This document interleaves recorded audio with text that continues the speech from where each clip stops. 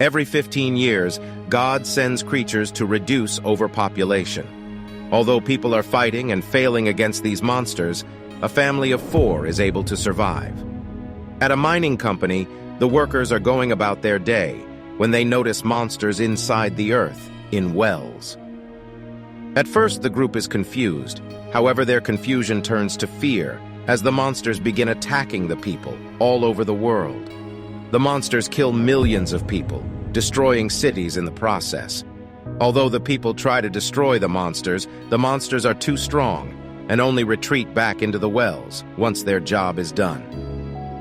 The world calls this day the Day of Judgment. To prevent the monsters from doing any harm later, protective installations were built as gates over the wells. 15 years later, the world rebuilds itself from the damage caused by the monsters. A woman, Laura, who was lucky to survive the first attack, is working at a school. While she works, her friend Milton approaches her to ask her on a date. Laura has rejected Milton before, and he's used to it. However, she agrees to go out with him this time. Laura is skeptical of men because she has resentment toward her ex-husband, David, who abandoned her on the Day of Judgment while she was pregnant. Laura had to survive on her own. David and Laura have a 15-year-old son, Tyler, who spends most of his time at the skate park. Tyler's girlfriend, Maddie, is scared of the upcoming expected attack of the monsters, but he comforts her.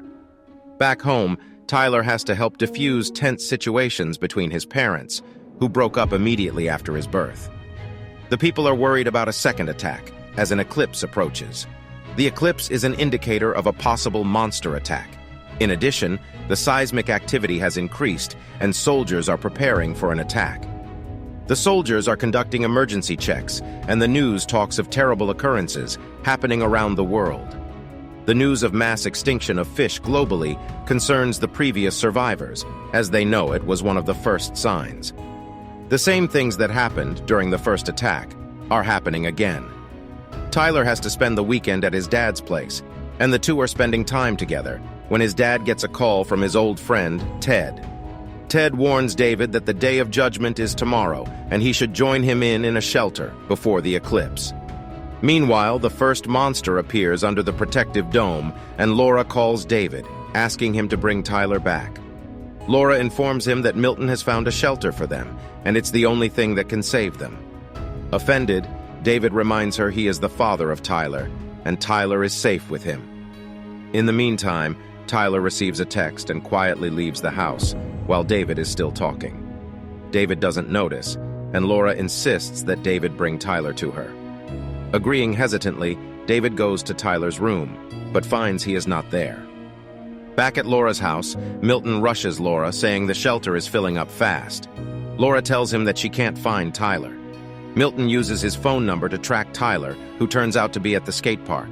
Tyler is with Maddie, who doesn't have a family to be with as her parents left. She asks Tyler to stay with her.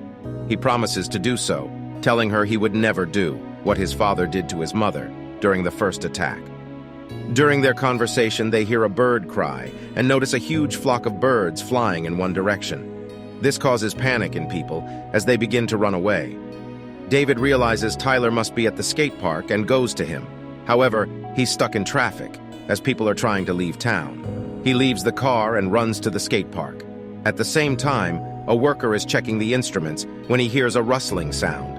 A monster appears and attacks the worker. The soldiers standing nearby shoot at the monster, but they are unable to get it, as ordinary bullets do not harm it. David reaches the skate park and hugs Tyler, who explains that Maddie had nowhere to go, so he couldn't leave her alone. At the same time, Laura drives up with Milton and the group leaves for the shelter. The group has an hour before the attack starts, but the city is in chaos, with traffic jams everywhere and people trying to escape. Reaching the shelter, they try to convince the military that they had a booking, but are told only women and children are allowed inside now. David asks Tyler to take care of his mother and sends Laura, Maddie, and Tyler into the shelter. However, as Tyler stands in line with his mother and his girlfriend, he suddenly rushes back to his father, saying he can't leave him. Laura and Maddie rush after him, but this leads to the shelter being full. The group has to decide where to hide, and David suggests going to Ted's hideout in the desert. However, Milton says they should go to a nearby school with a basement. Despite David and Tyler protesting, saying it won't be safe, Milton tries to take them there. On the way, they encounter another traffic jam, and they have to leave the car. Suddenly, an earthquake begins, and the eclipse begins. As the eclipse happens, the monsters make their way out of the protective dome. They crawl and fly throughout the city, beginning to kill people. As the group can't find a good hiding spot, David suggests leaving the city. He and Milton fight over who will drive, as Milton knows this is his car, and he can save everyone. Outraged, Milton punches David in the face. Milton is suddenly picked up by a monster bird and killed. Laura screams in pain, but David forces her into the car. To escape, the rest of the group hurriedly get into the car. Driving along the canal, David reassures the group that everything is fine. However, David notices the car is running out of gas.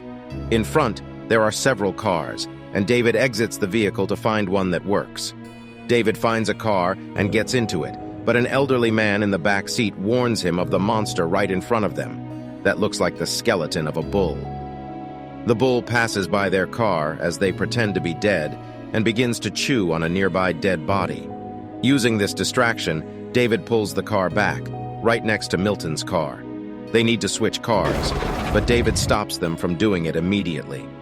Unfortunately, they are still noticed by the monster, and the elderly man gets out of the car to throw salt on the beast. However, this only stops the monster for a second, before he attacks the old man. In the meantime, Laura and the kids rush into the new car with David. David manages to drive away from there. As the group travels to Ted's bunker, hordes of monsters attack the city from all sides. They reach the bunker and knock on the door, but no one comes to open it. They wave their arms at the camera on the top of the bunker, but to no avail.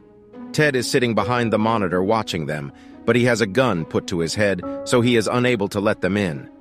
At the same time, the hordes of monsters rush straight to the shelter, and the group attempts to protect themselves. David grabs an iron crowbar as an attempt to protect the family, but at the last second, the door to the bunker opens. The group rushes inside just as the monsters reach the door. David embraces Ted and meets his wife, Stella. David also notices a military man in the corner, who Ted introduces as his acquaintance, Corporal Garrett Jensen. The cameras show how the monsters are attempting to break in, but the bunker door is strong. The air in the bunker is tense, as David doesn't trust Garrett, but they maintain civility between themselves. During dinner, Maddie asks how the monsters can feel them. Garrett gives a theory of how the creatures are offsprings of the devil, and hence a creation of God. He believes that they torture the flesh, but also consume the souls of the people. When asked if he is religious, he claims he is today. Garrett lets the group know he worked at a refinery during the first attack and had watched 150 of his co-workers die due to the monsters. He himself had managed to dive into a pond of salty mud where the monsters did not attack him. While Garrett tells his story, he doesn't notice Ted signaling to David to take the knife on the table. David does so, without being noticed by Garrett. Garrett claims this is why the day is called the Judgment Day, when the devil rules. Meanwhile, on the outside of the bunker, a centipede creature crawls from the street into a small hole in the window of the bunker. The group decides to catch some sleep, and Garrett says he'll be on guard. Ted invites the group to rest, but looks meaningfully at David. Noticing this, Garrett pulls out a gun and points it at David. Garrett explains that he found this hideout, but Ted wouldn't let him in. Kind-hearted Stella let him into the bunker, although Ted had disagreed. He promises that he survived the first attack and plans to survive this one. As Garrett is talking, Tyler throws himself at Garrett, but is unable to take the gun from him as Garrett throws him off himself. David tries to calm the corporal, but suddenly, Stella is attacked by the centipede-like monster which comes out of the wall. Ted rips it off his wife's neck and puts salt on it. Meanwhile, David grabs the gun from Garrett and shoots at the monster. However, he is unable to kill it until Maddie chops off its head. Tying up Garrett, they try to stop Stella's bleeding. While they tend to her wounds, David notices a huge bull monster come to the aid of the monsters. He knows they will not survive if they stay here, but Ted is hesitant to leave Stella believing she won't survive in the open. Stella convinces Ted to go with them and agrees to be taken along. Ted tells the group of an underground passage under the bunker, which will lead them out to the mountains. Garrett manages to convince the group to take him with them, saying he has a car hidden in a nearby valley. He says he can take them to the gate, where they will be safe, as there are bunkers inside. The group does not believe him, but he manages to convince them, saying he was only trying to survive. David decides to trust Garrett, and the group arms themselves with weapons Ted has. Ted also throws a container of salt at David, telling him he'll never know when he needs it. As the bull tries to break down the door, they open the door but run down into the tunnel to escape. Walking outside, they head to the car. Tyler notices a dead monster on the side of the road, and Maddie approaches it. As she's backing away, a large tentacle grabs her leg and attempts to pull her into a hole nearby. As Maddie screams, Tyler and David rescue her. Garrett offers his help, and David cuts the ropes on his hands. Garrett raises a sleeve to reveal that he has been struck by the monsters and is being infected. Looking at the city from the top of a mountain, they see the city is burning. Reaching the car, they notice the car won't start. Garrett, in a panic, attempts to start the car. Suddenly, monsters appear on top of the mountain and rush toward the car. Stella is infected and takes a gun from her husband's hands. Leaving the car, she attempts to shoot herself but is stopped by Ted. As he's convincing her to hand over the gun, Garrett is able to start the car and tries to escape without Ted. However, Maddie threatens him with a kitchen knife. As Ted tries to calm his wife, she turns and walks toward the monsters, knowing she is doomed, while Ted cries out for her. David forces Ted into the car, and the group is able to drive away. On their journey, they learn through the radio that almost all shelters did not survive the attack of the monsters. Laura puts her hand on David's shoulder as he comforts her. Arriving at the gate and entering, they notice that the building is empty. The power in the building is out, and Garrett and David decide to do it. Meanwhile, the others tend to Ted's wounds, which are on his back. Garrett tells David that the gate was prepared for a second attack, and tons of salt was put into the well, but it was too deep. While looking for the others, they find a bloodied corpse and hear the roar of monsters. Since there are 2 hours till the eclipse lasts, Garrett suggests the group heads to the chemical warehouse. He explains that there are doors there that cannot be broken. As they head to the warehouse, Garrett is attacked by a monster, but David saves him. However, the rest of the monsters run to the noise. Garrett betrays the group by running into a room and locking the door. Garrett's infection has gotten worse, as his veins are swollen and black, and he injects himself with some kind of substance. The rest of the group find a room, and David asks Tyler to take care of his mother while he is away. David plans on funneling the salt water through the tank to destroy the monsters. When he's about to leave, Laura kisses him and tells him to be safe. David moves through the ventilation and realizes he needs to turn on the taps next to a monster, chewing on a victim. He drops down and turns on the taps. The water fills the containers, and David climbs back into the ventilation. However, the monster hears him and goes after him, inside the ventilation. When the monster grabs his leg, David sprinkles the monster with salt, and the monster crumbles to dust. Meanwhile, his family had been found in the room and escaped, running through the building. They are surrounded by monsters, and Tyler shoots back. Suddenly, David tells them to ring the fire alarm to destroy the monsters. Ted sacrifices himself for the safety of the others, attacking the monsters with an axe. However, he is soon overpowered and killed. Tyler turns on the fire alarm, and jets of salt water hit the monsters from all sides, leading to their demise. The eclipse ends, and all monsters return to the gate.